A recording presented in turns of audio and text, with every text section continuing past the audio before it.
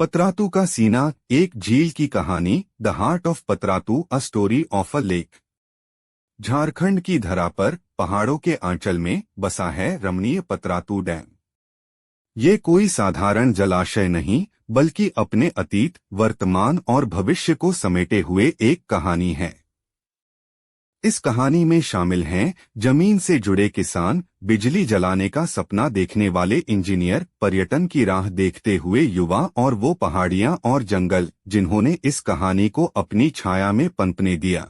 अध्याय 1, जमीन की पुकार। Chapter 1, the call of the land. साल 1949। भारत अभी अभी आजादी की किरणों में नहा रहा था। झारखंड के गांवों में भी खुशियों की रंकार थी, मगर जमीनी हकीकत कुछ और ही बयां कर रही थी। सूखा पड़ा था, खेतों में दरारें पड़ चुकी थीं। किसान रामू अपने खेतों को निराश होकर देख रहा था। पिछले कई सालों से बारिश कम होती जा रही थी, परंपरागत सिंचाई का सहारा नाकाफी साबित हो रहा था। उसी गांव में रहते थे शिवनाथ, एक पढ़े लिखे युवक। गांव वालों की तकलीफें वो भी बखूबी समझते थे। एक शाम चाय की थड़ी पर बैठे हुए शिवनाथ ने रामू से पूछा, रामू काका, ये सूखा कब खत्म होगा? रामू ने हताश स्वर में जवाब दिया, बेटा पता नहीं, लगता है धरती माँ रूठ गई है।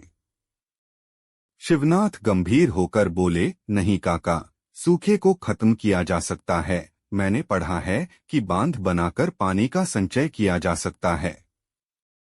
रामू को ये बात नई लगी, गांव में कभी ऐसा कुछ नहीं हुआ था। वो थोड़ा हिचकिचाते हुए बोले, बांध बनाने की बात तो अच्छी है, पर इतना बड़ा काम कैसे होगा?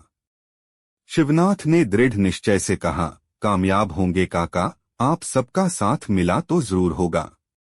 यही से शुरू हुई पतरातू डैम की कहानी।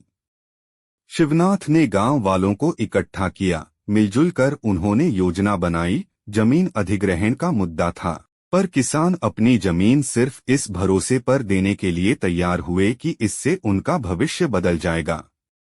अध्याय 2, नदी का गीत, पहाड़ों का सहारा। Chapter 2, song of the river, support of the hills. सरकार से मदद मिली, इंजीनियर आए, सर्वेक्षण हुआ, नलकारी नदी को चुना गया बांध बनाने के लिए। पहाड़ों से घिरी ये नदी जैसे बांध बनने का इंतजार ही कर रही थी। काम शुरू हुआ, हजारों मजदूर दिन रात मेहनत करने लगे। पत्थर तोड़े गए, जमीन समतल की गई। धीरे धीरे नदी का बहाव रुकने लगा। पहाड़ों से कटकर लाए गए पत्थरों ने मिलकर एक दीवार का रूप ले लिया। इस दौरान शिवनाथ ने इंजीनियरों का साथ दिया। गांव वालों की तकनीकी जानकारी उनकी मददगार साबित हुई। धीरे धीरे एक विशाल जलाशय का आकार उभरने लगा। एक शाम बांध के निर्माण स्थल पर खड़े होकर शिवनाथ ने सोचा, ये सिर्फ बांध नहीं है, ये गांव वालों के सपनों का साकार रूप है। दूर खेतों में काम करते किसानों को देखकर उनकी आंखों में चमक थी। अध्याय 2, बदलती जिंदगियां। Chapter 2, changing lives. पतरातू बांध सिर्फ बिजली का ही नहीं, बल्कि रोजगार का भी जरिया बन गया। बांध बनने के दौरान हजारों लोगों को रोजगार मिला। इसके आसपास कई गांव बसने लगे। मछली पालन का धंधा भी जोर पकड़ने लगा।